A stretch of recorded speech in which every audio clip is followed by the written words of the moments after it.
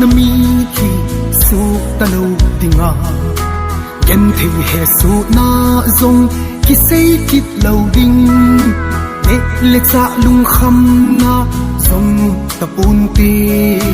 zayon khupi gam nu su ka lul ting le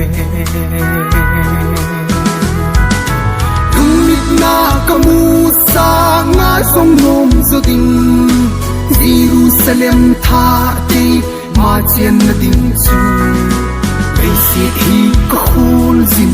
na a hi ove sit nan un anei lo o Zion khupi ki sei sit ki mi thip na ta lo ding ne le cha lung kham na zong ta pun te Zion khupi gam no chu ka lung ting ve lung mit na kamu sa nga zong nom zo ding Jerusalem tha te ma chen na ding chu pe si hi ka khul zin na a hi ove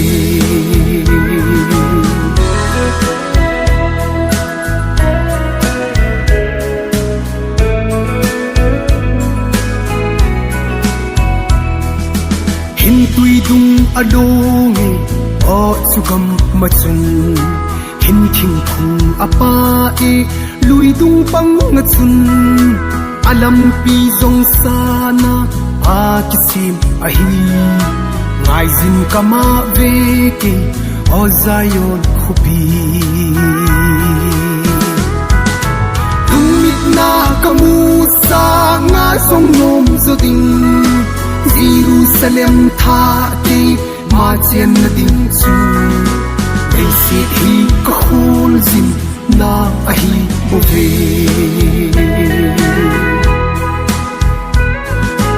kap lo thei ka hi pui sumun ngai na a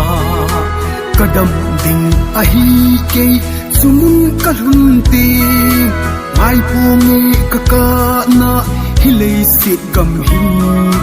Zion khupi gam no chu ka hun ting le mit na kamu sa nga song nom zo ding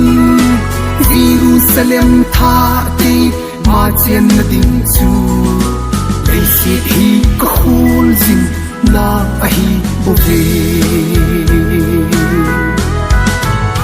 mit na kamu sa nga song nom zo ding Jerusalem tha ti ma chen na ding chu pe si hi ka khul zin na a hi ove